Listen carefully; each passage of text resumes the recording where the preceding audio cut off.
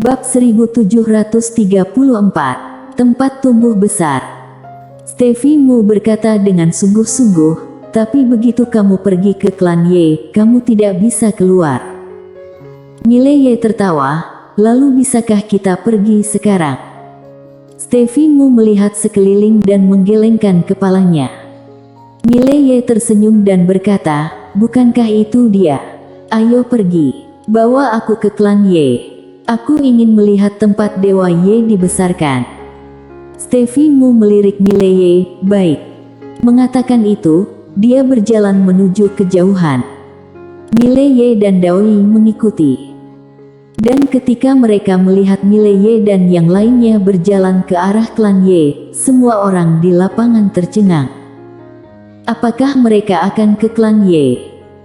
Tidak hanya para master dari ras lain, tetapi juga para master dari klan Ye sendiri tertegun. Apa yang akan dilakukan calon kepala keluarga ini? Di suatu tempat dalam kegelapan, pemuda itu tiba-tiba tertawa dan berkata, menarik. Di belakang pemuda itu adalah seorang wanita berbaju putih. Keduanya memiliki gambar karakter kecil, Xiao, di dada kiri mereka. Jelas bahwa mereka dari klan Xiao. Wanita berbaju putih itu melirik ke arah Mile Ye dan yang lainnya di kejauhan. Inikah Dewa Ye yang membuat kagum seluruh dunia keabadian saat itu? Kurasa tidak. Pemuda itu menggelengkan kepalanya. Gessi, kamu tidak bisa mengatakan itu. Ketika orang ini ada di dunia keabadian dulu, dia memang pantas menjadi nomor satu.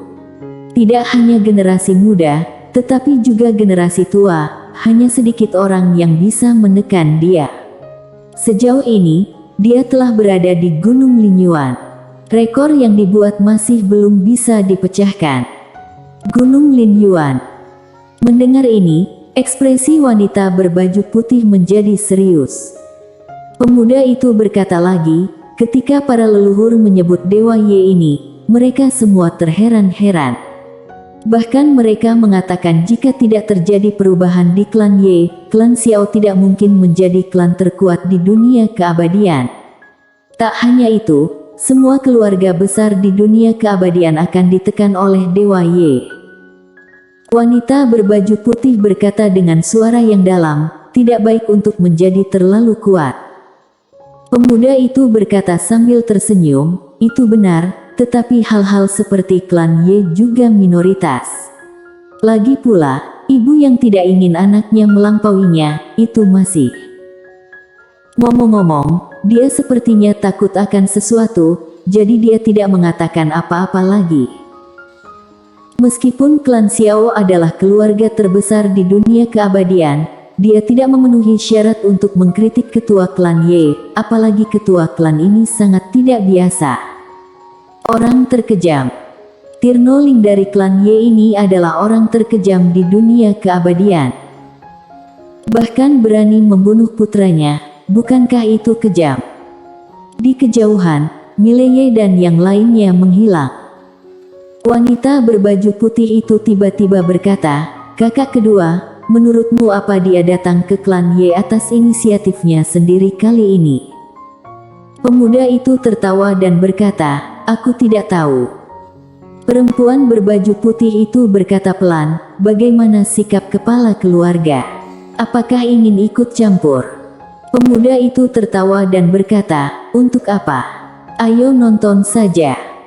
Saat dia mengatakan itu, dia menoleh dan melirik ke kanan. Tidak jauh dari kanan, ada juga seorang pria berdiri di sana. Di dada kiri pria itu, ada lukisan karakter Gu kecil di atasnya. Sekte Gu. Sekte Gu, salah satu dari 4 keluarga dunia keabadian. Pemuda itu menangkupkan tinjunya dan berkata sambil tersenyum, oh, Kak Leno Gu. Kamu juga di sini. Di kejauhan, laki-laki bernama Leno Gu melirik pemuda itu, Jevon Xiao, bagaimana sikap klan Xiao? Jevon Xiao tertawa, ini urusan klan Ye, apa hubungannya dengan klan Xiao? Leno Gu berkata dengan ringan, bagaimana jika Dewa Ye mengakui kesalahannya dan klan Ye menerimanya lagi? Chevon Xiao berkedip, Kak Lenogu, apakah kamu bercanda? Lenogu terkekeh, bukan tidak mungkin, kan? Chevon Xiao tertawa dan berkata, Kakak Lenogu, klan Ye secara tragis membunuh puluhan ribu orang. Apakah menurutmu hutang darah ini dapat dengan mudah dilupakan? Lenogu melihat ke kejauhan dan berkata sambil tersenyum, bagaimana jika itu terjadi? Chevon Xiao menyipitkan matanya sedikit, dan senyumnya perlahan membeku. Lenogu mengangkat bahu, kamu, klan Xiao, seharusnya tahu betapa mengerikannya Dewa Ye saat itu. Jika dia kembali ke klan Ye, beritahu aku, apakah dunia keabadian kita akan disusun ulang? Haha. Setelah berbicara, dia berbalik dan pergi. Di situ, Chevon Xiao tampak tenang, tidak tahu apa yang dipikirkannya. Klan Ye. Di bawah kepemimpinan Stevie Mu, Mile Ye dan yang lainnya datang ke dunia Ye dalam waktu singkat. Ini adalah dunia kecil yang diciptakan oleh klan Ye sendirian di dunia keabadian, menikmati energi spiritual di dunia kecil. Saat memasuki dunia Ye, Mile Ye melihat sebuah kota kuno yang besar, melayang di udara dengan luas ribuan mil, sangat luar biasa. Kota Ye. Dan ketika rombongan mereka sampai di gerbang kota Ye, ada 19 jasad yang digantung di atas gerbang kota Ye. Kondisi kematian 19 orang itu sangat mengerikan. Ada paku berwarna merah darah berserakan di sekujur tubuh 19 orang itu. Selain itu, ada awan api di bawah kaki 19 orang itu. Saat melihat 19 orang tersebut, Stevie Mu di samping Mile Ye langsung berubah muram.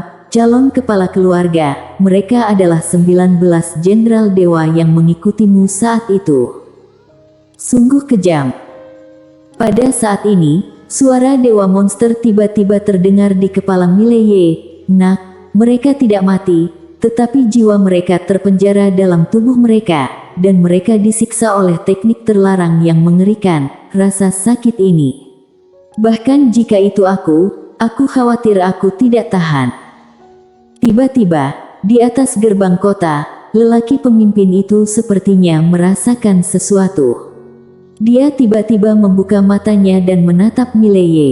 Ketika dia melihat Mile Ye, lelaki itu sedikit terkejut, dan saat berikutnya, air mata mengalir dari matanya, calon kepala keluarga.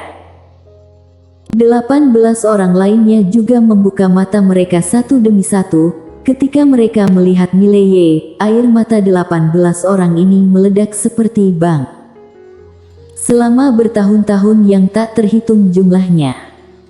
Penyiksaan jiwa siang dan malam, tak satu pun dari 19 orang itu mengeluarkan suara. Tidak ada yang memohon belas kasihan. Tapi saat ini, 19 orang itu menangis seperti anak kecil. Bersambung.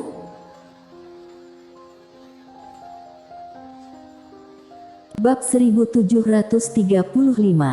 Pertemuan ibu dan anak. Di depan gerbang kota, tidak ada suara. Mile Ye memandangi orang-orang yang digantung di tembok kota dengan ekspresi tenang, tetapi tangan kanannya telah berubah menjadi cengkeraman yang erat sebelum dia menyadarinya. Setelah beberapa saat, mata Mile Ye terpejam perlahan, dia meraih tangan Daoyi dengan tangan kanannya, dan berkata dengan lembut, Daoyi, aku yang dulu tidak layak untuk cinta kalian. Daoyi terdiam. Dia telah menyatu dengan Mile Ye, jadi dia bisa merasakan emosi Mile Ye dengan sangat jelas saat ini. Dia sebenarnya tahu bahwa Mile Ye tidak sama dengan Dewa Ye. Kepribadian sangat berbeda. Jika itu Mile Ye, apa yang akan dilakukan Mile Ye? Apakah dia akan lari? Tidak. Dia pasti tidak akan melarikan diri. Dia akan mencoba yang terbaik untuk bertarung dengan klan Ye. Bahkan jika dia mati, dia tidak akan meninggalkan saudara-saudara ini. Tapi Dewa Ye pergi.